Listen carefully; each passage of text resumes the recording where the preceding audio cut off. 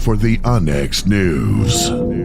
Extraterrestrials, time anomalies, dimensions, remote viewing, UFOs, UAPs, and USOs, ghostly encounters, abductions, Bigfoot, and more. Your end of the week news source for everything unexplained. Here is your host for the UNX News Podcast, Margie K.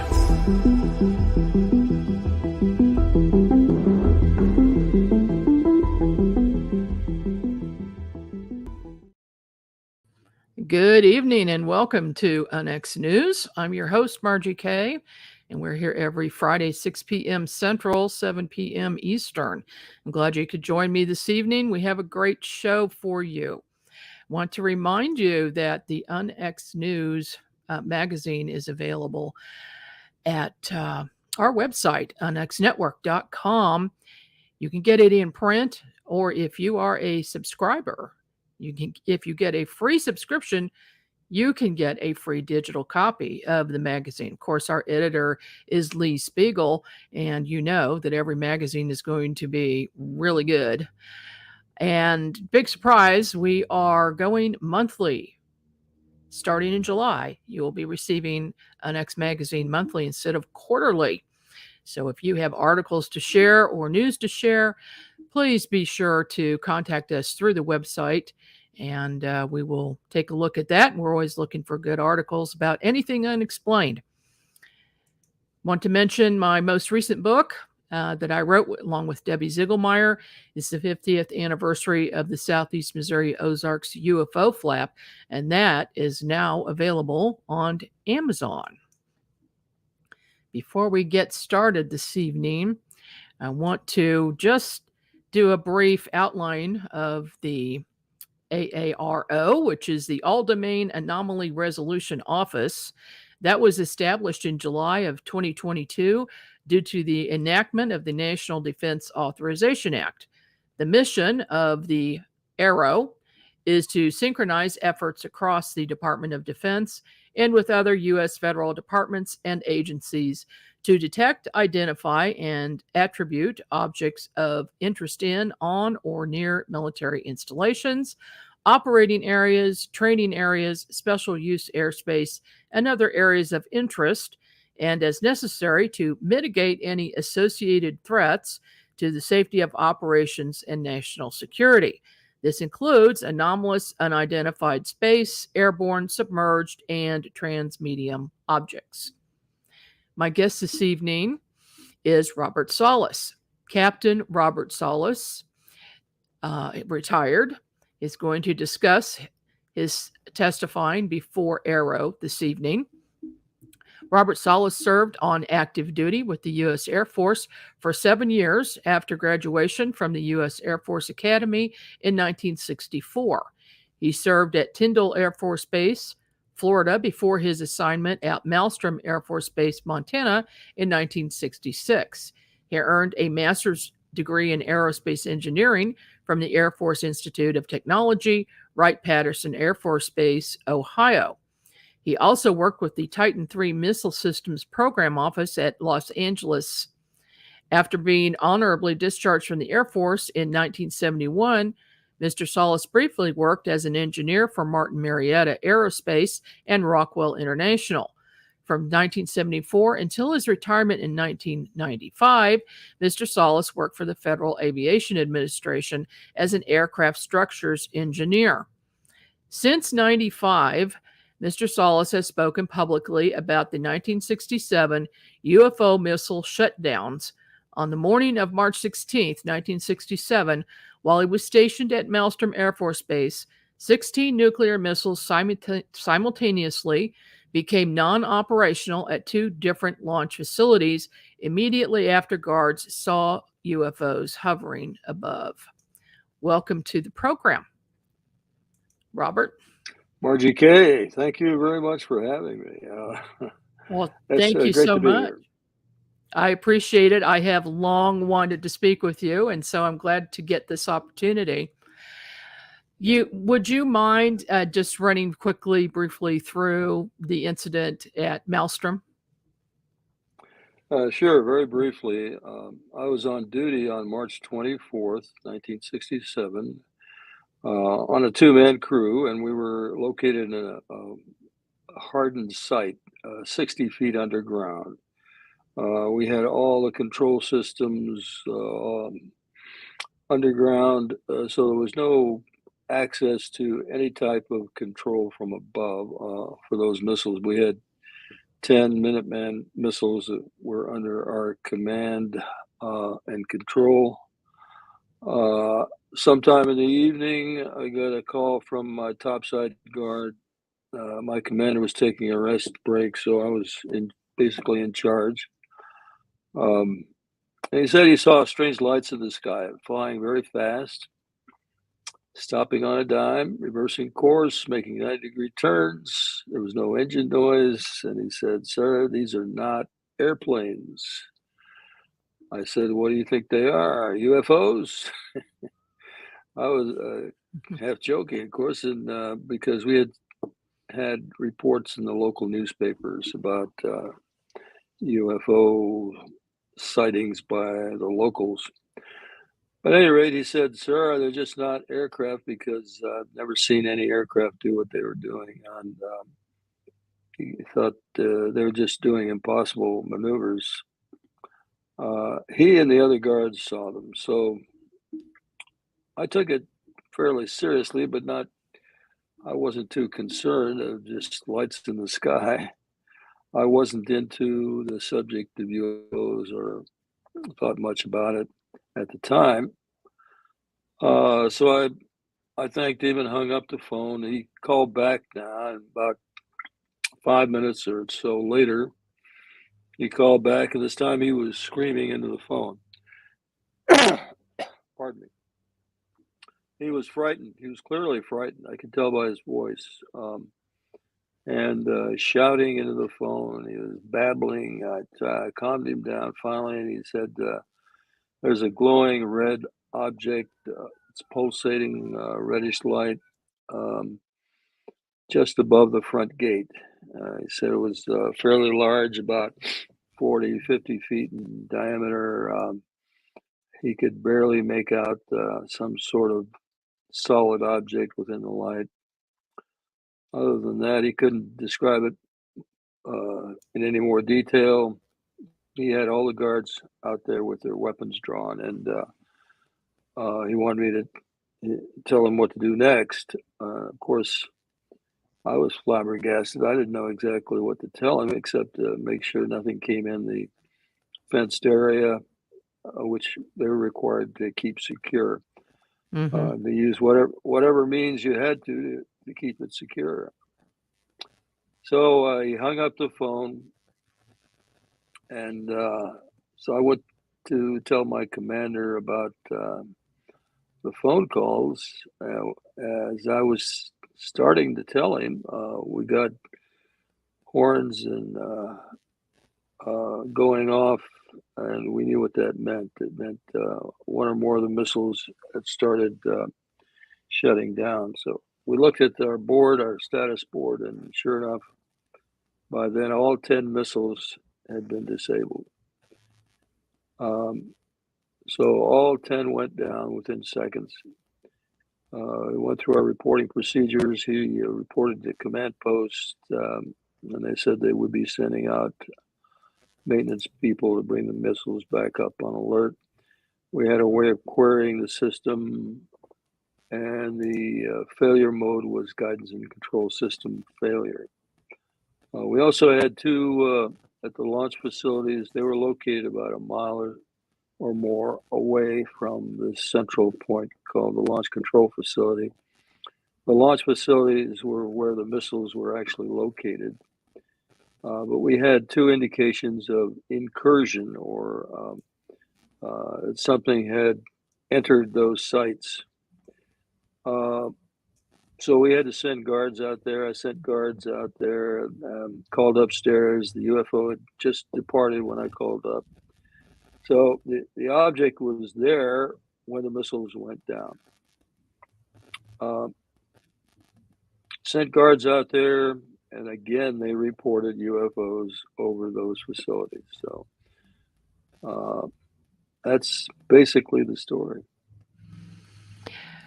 After this event, were you told by any superiors not to discuss it? Yes. We were relieved the next morning, ordered to go back to the base and report to our squadron commander. We did so, and in his office was a man from AFOSI, Air Force Office of Special Investigations, and we started to tell our account of what happened, and it's like they weren't interested. He just wanted me to sign a non-disclosure agreement, which identified severe penalties if we ever spoke of this to anyone, including our families, spouses, or anyone in the Air Force. Ever, really. There was no time limit. So we both signed, and we kept that secret for until 1994. And what prompted you to go ahead and come forward and discuss it publicly? Yeah, in 1994, I was in a bookstore called, it was in the Seattle area, University of Washington. And I picked up a book called Above Top Secret by Timothy Good. Mm-hmm. Happened to turn to page 301 of that book, and it had a short paragraph stating that UFOs had shut down missiles in Montana in 1966 and 67.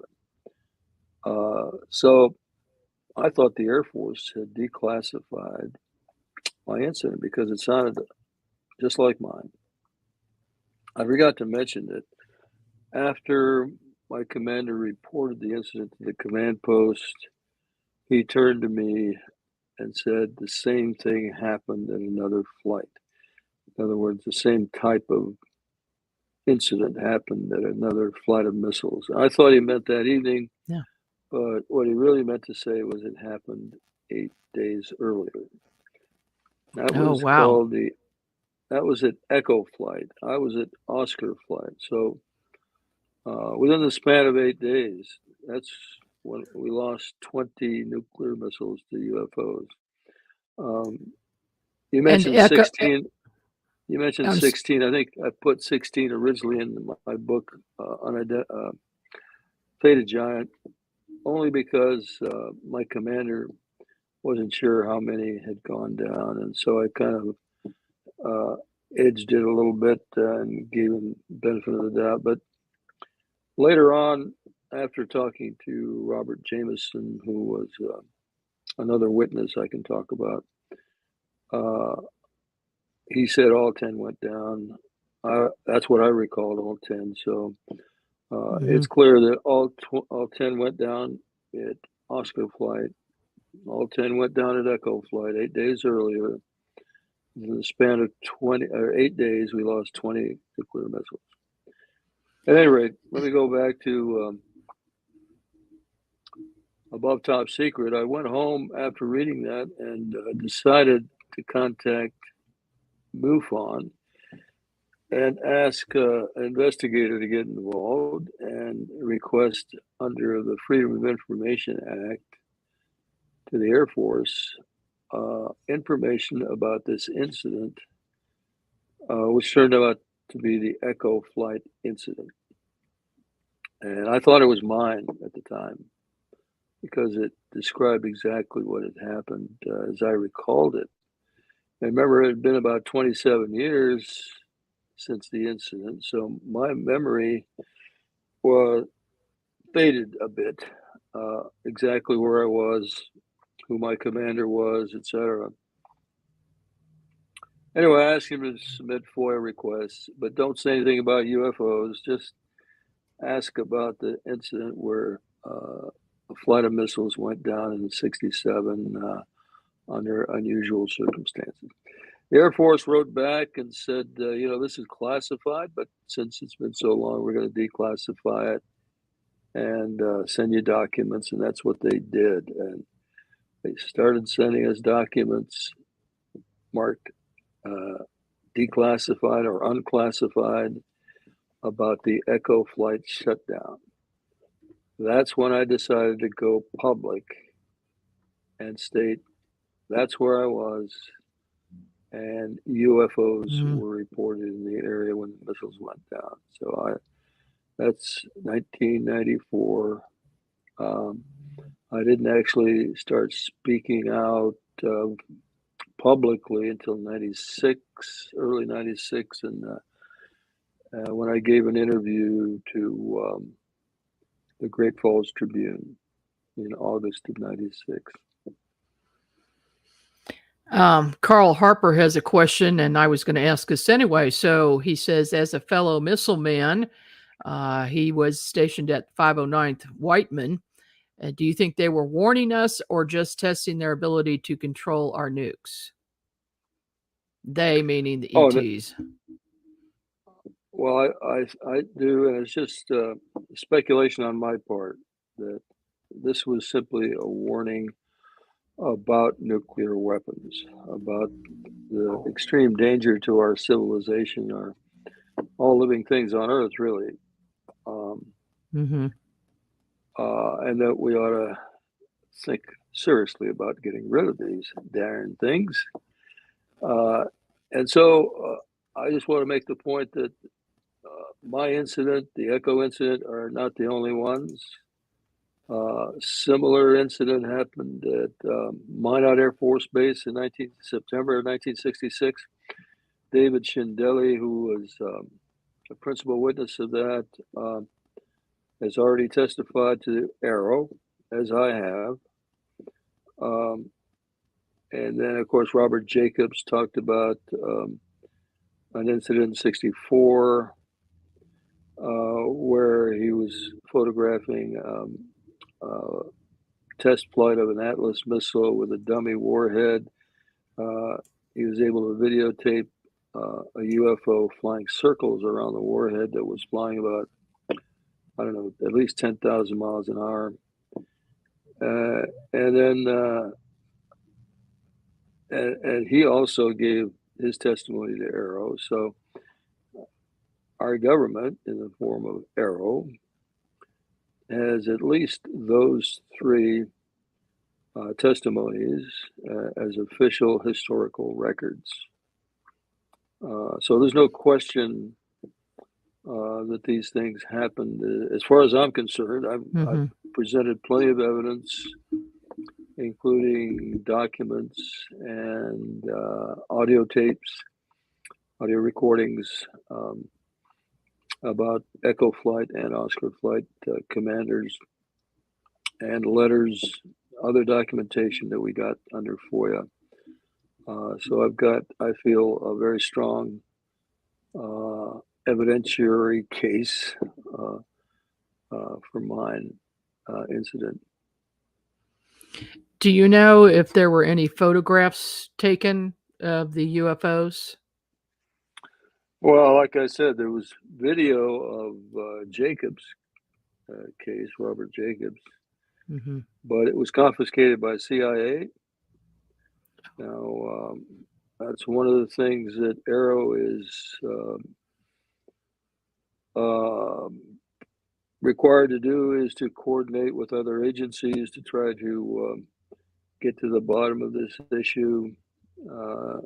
It's specified that they need to ask for all relative photos, documentation, whatever, from other agencies. So hopefully they're asking CIA for this video.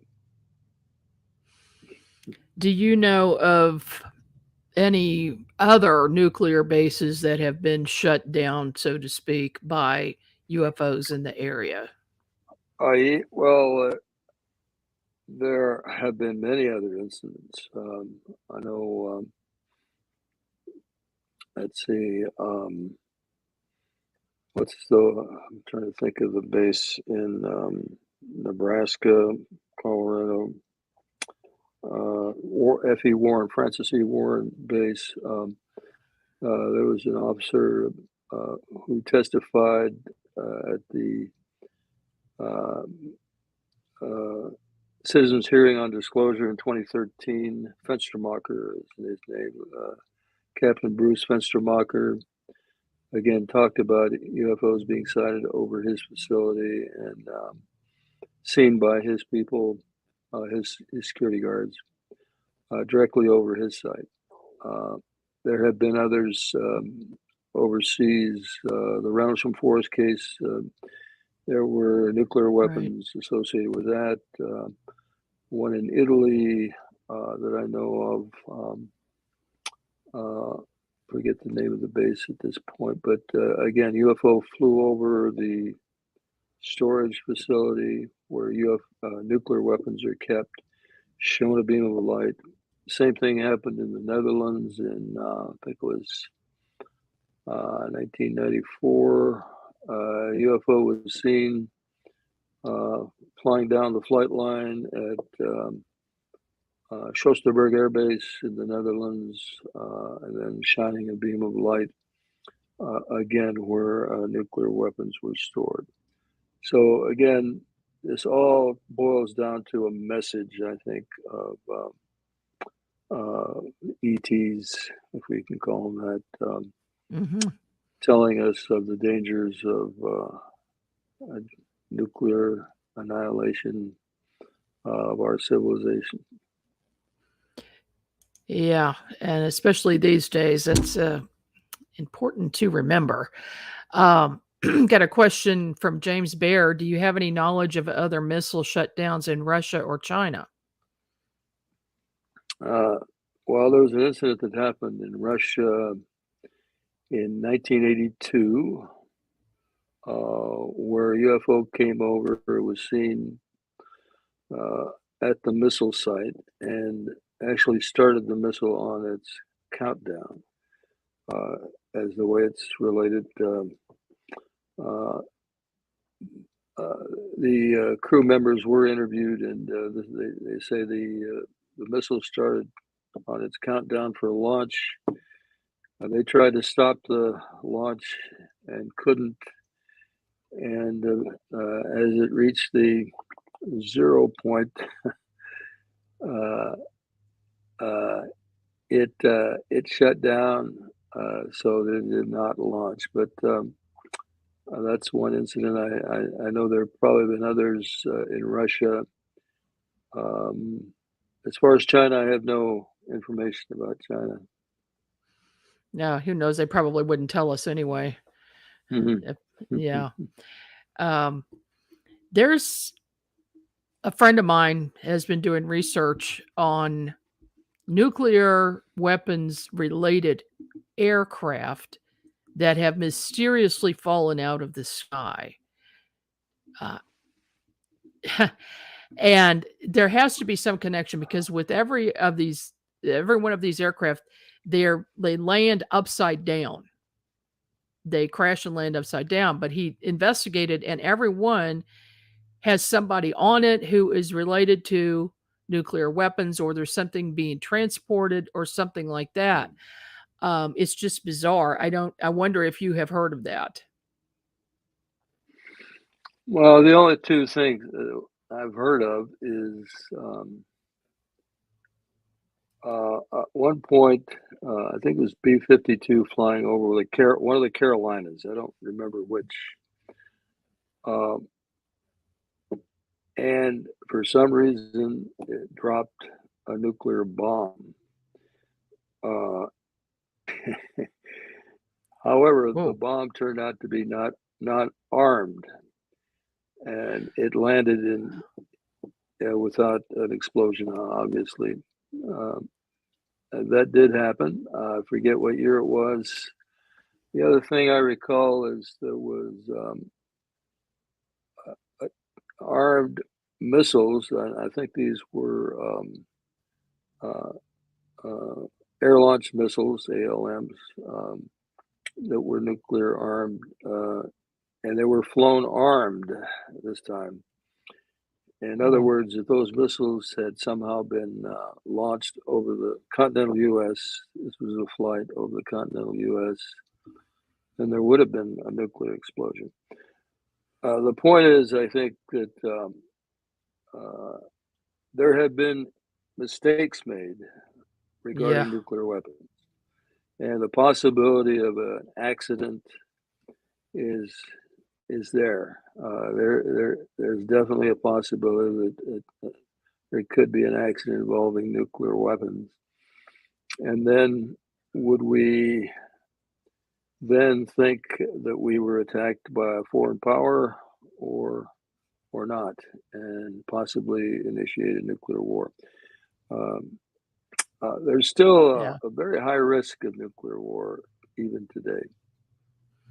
Very dangerous indeed. Yeah. Well, we are up on a break, and we will be back after these short messages. This is Margie K. Don't go away.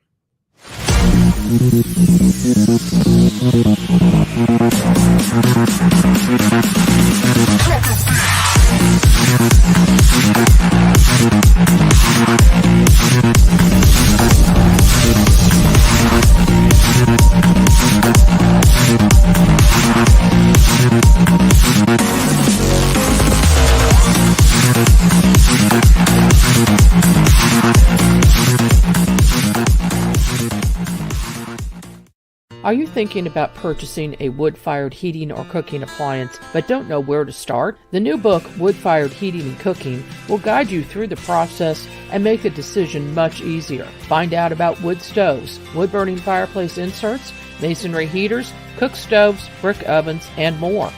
Learn about operation and maintenance, buying and storing wood, even how to make your own charcoal. A bonus section includes delicious recipes for cooking in a wood-burning oven, grill, tandoori oven, or smoker. The wise homeowner, prepper, or homesteader will have the ability to heat their home with wood when the power goes out, or to save money on increasing gas bills. Wood-fired heating and cooking is available at Amazon. Visit www.woodfiredpub.com for more information. That's woodfiredpub.com.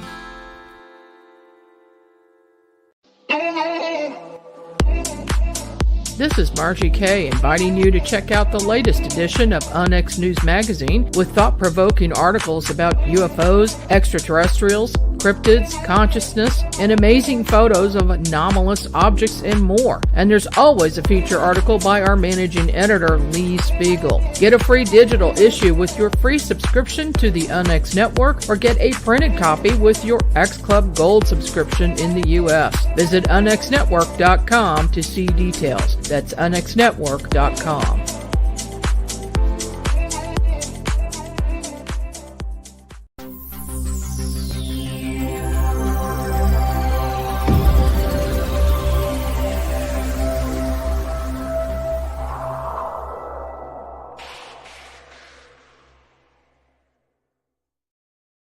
And we're back. I'm Margie K. with NX News, and my guest this evening is Robert Salas. Robert, let's very quickly go over your books. Your first one was Faded Giant. What was that about? Yeah, that was about the incident I just described. It talks about both the Oscar and Echo flight shutdowns. By the way, like I said, I've got audio tape of both my commander, the commander at Echo Flight who was on duty, and his commander, letters and tapes. So it covers all of that. In particular, it has also in the appendix. It has many of the documents we received under the Freedom of Information Act that support the incidents. And in fact, one of the documents says that rumors of UFO were disproven. I don't know why it says that, but it specifically talks about UFOs being reported as rumors, but disputed somehow. Doesn't explain how. except that there's a lot of evidence to the contrary. Right. And what about this book? The next one I wrote in 2011 first, and then it was reissued in 2013. It talks about these other incidents, some of which I've talked about. One at Rendlesham and the Netherlands and other places. I list about 13 other incidents where UFOs were seen over nuclear weapons facilities. I also talk about what I call the international UFO cabal, which is holding these secrets, continues to hold them, and continues to influence non-disclosure and disinformation and other nasty things. And then finally, we have this book coming up soon. This is an extensive revision of the previous book, but I bring everything up to date and talk about more about national security, excessive secrecy, extreme secrecy in government, and it goes in a lot more detail. It's also got a foreword by Leslie Keene. Stanton Friedman did the foreword on the previous one. So it'll be out in November, and if people want to pre-order, they can do it now on Amazon. Okay. I highly suggest everybody do that. I love the cover. That's Thank you. Nice cover. That's a real eye catcher for sure. Got a couple other questions here in the chat. Sure. With the high risk of nuclear war in Ukraine, do you have an opinion if ET will step in if it happens? Well, that's a good question. It's a big question mark, whether or not they would step in and interfere. Of course, they didn't interfere in World War II. They didn't interfere when we exploded the first atomic bomb. They didn't interfere at Hiroshima and Nagasaki when we dropped those bombs. So my guess, and it's just a wild guess, is that they want us to resolve this question of nuclear weapons ourselves. They don't want to interfere in our business because we need to evolve as a species, let's say. The human species needs to evolve to the point where we can resolve these kind of critical problems, issues on our own without them stepping in. Otherwise, we would be indebted to them. We would be looking to them for guidance all the time, etc. I think they want us to be an independent species, and that's just my opinion. Well, looks like we need to shape up and Yes. this nonsense. You know, it's going to destroy the world if we don't. Robert, have you ever been visited by an extraterrestrial? Well, that's pretty direct, Margie. Okay, yes, I have. I've had an experience in 1985. I was living in a home in Manhattan Beach, California, with my wife and two small children in 85. And of course, this is before I went public, and with my the other story. But one evening, I woke up and saw a blue light in our living room. I woke up my wife.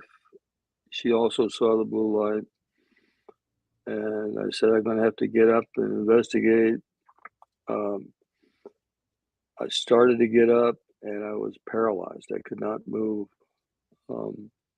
Struggled. I remember struggling with all I had. It was very difficult to move anything at all. I did turn to my wife for help, and when I looked at her, she was unconscious. Amazingly, the next thing I recall is seeing what looked like a person, but it was hooded, had a hood on. And I couldn't see his face or her face. It was dark, hooded figure. And then I was also aware there were small, what I thought were children in the room. They just looked very small, childlike. But the next thing I know, I'm being lifted off the bed and being guided towards the bedroom window. I thought, I locked that window, and these kids aren't tall enough to unlock it. But surprise, I went right through the window. And I know that sounds ridiculous, but that's what I was able to cover. I went through 4 hypnotherapy sessions to get this information that I'm disclosing to you, which, by the way, is in my second book, Unidentified. I talk about this in there. It's all written down.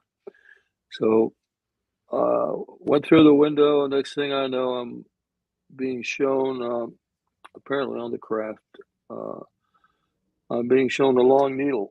And it's placed right in front of my eyes, being held by long, very long fingers, long bony fingers. And telepathically, they tell me they're going to insert this into my groin area. It's not going to hurt. But when they start to do that, it was extremely painful. Worst pain I've ever felt. I communicated that to him telepathically, and the pain went away almost immediately as soon as I expressed that. After that, I sat up on the table. 2 of the beings were on either side of me. They took me over to the side of the ship, which was curved, and sat me down in a kind of a curved seat, molded into the frame of the interior. And I sat there for a while, and then they took me to another little cubicle where another being turned me around and poked 2 fingers down my spine. And that was it. Turned me around, and we floated out. We were floating all the time in there. Escorted by 2 beings, one on either side, along a curved hallway. Light at the end, and poof, I was back in my bed. Next morning, neither my wife nor I remembered any of that at all. Now, fast forward I think it was another 27 years. We were in Ireland. We were listening to the experiencer talk about her experience, and she talks about a blue light enveloping her in her bedroom. And I turned to my wife and I said, something went off in my head. And I said, "Do you remember a blue light in our bedroom a long time ago?" She said, "Yes." She did. And that's when I started getting hypnotherapy sessions. And this is all I know. Do any of your family members say that they've had similar experiences? No. Oh, well, we think our son and our daughter may have been taken that same evening, but we're not sure. It's just that there are strange things that they recall about that house, but it hasn't been confirmed. Well, your story sounds like many others that I've heard. And Mhm. as we were talking about earlier, I've had my own experiences as well, many of them, starting when I was in the crib. So, along with millions of other people who've had those experiences, That's you know, correct. those That's of us right. who have know for a fact that this is real. You know, it's not mass Absolutely. hypnosis. No. You know, it's not mental illness. Carl wants to know if you have an implant. Uh, I don't know. I don't know if I have an implant. Uh, so I can't answer that. Okay. Since that time, that experience, have you had any telepathic experiences or any telepathic communications with ETs? Well, I've had, let's say, very strange dreams. I try to keep a dream journal of the dreams I do remember. Uh, I have a journal which describes some strange experiences. Let's see. Well, oh, in one of them, I'm seeing the stars. The black sky and the above the atmosphere. In another, flying. Another, I can actually see a glassy black eye right next to me, uh, looking deeply at me. So things like that, and they're just little snatches of things that I've written down. Um, so Okay, well, it I, th- sounds like you're what we call an experiencer for sure. Tell you us know, about your when you testified at AARO. What was that like? well, I must say it was very, oh gosh, a big relief to actually tell my story to a government agency. I spoke, I of course prepared extensively for that interview. It was about a 2 hour interview. I gave them a PowerPoint presentation. I gave them copies of the audio tapes that I have from the other witnesses. For example, Fred Mywald was my commander, and I spoke with him on the telephone, tape recorded that conversation. So, and he supported what happened during the incident. Also, Walter Fiegel was the commander at the time at Echo Flight. I audio taped that, so I had tape recordings to give them. I also had affidavits, signed affidavits, for example, from Robert Jameson, who was in charge of not in charge of the team, but went out and restarted all the Oscar flight missiles.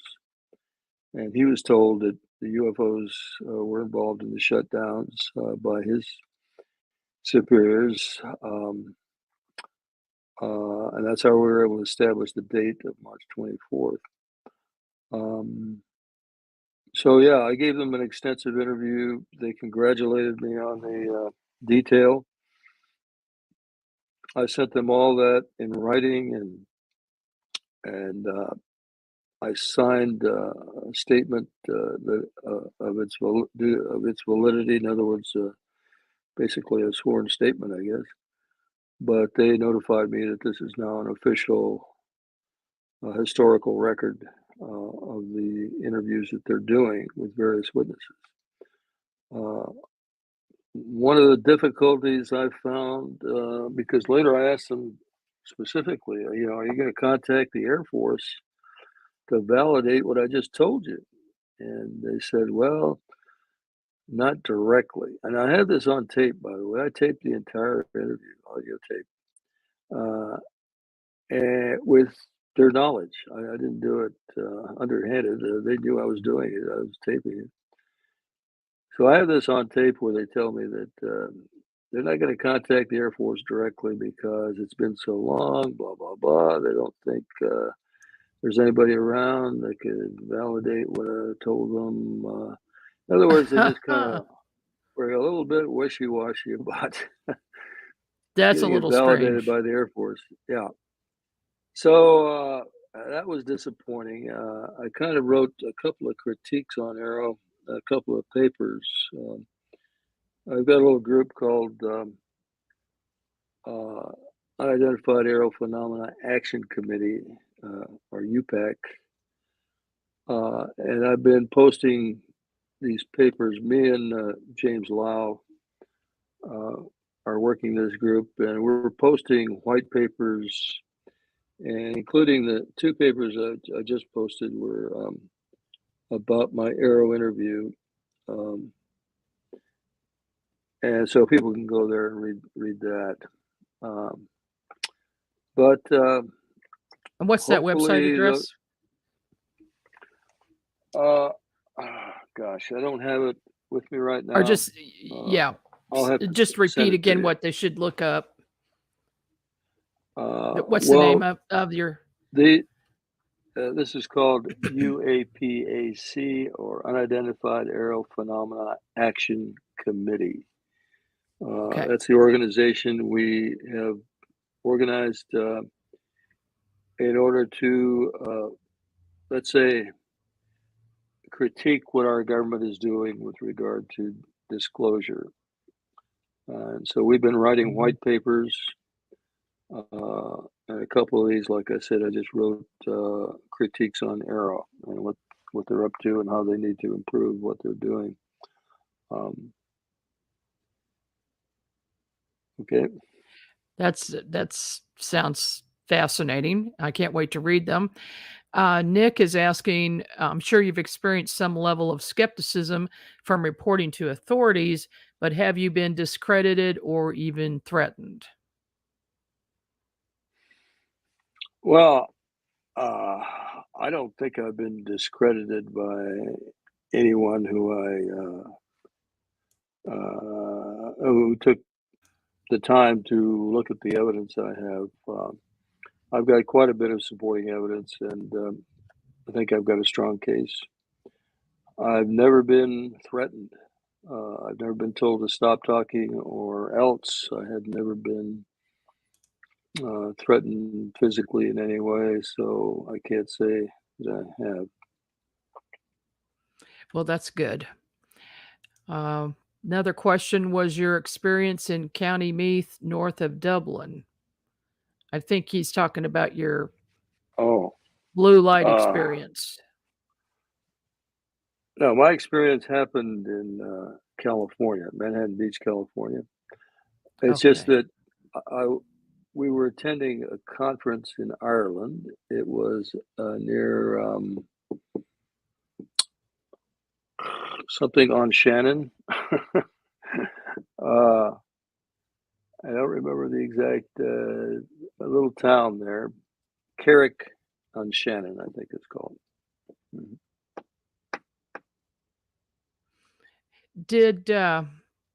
Do you think Aero took you seriously? Oh, yes. I'm sure they did. They complimented me many times after I gave the presentation, and then later in correspondence. They thanked me, and complimented my, my diligence and the extent of my presentation.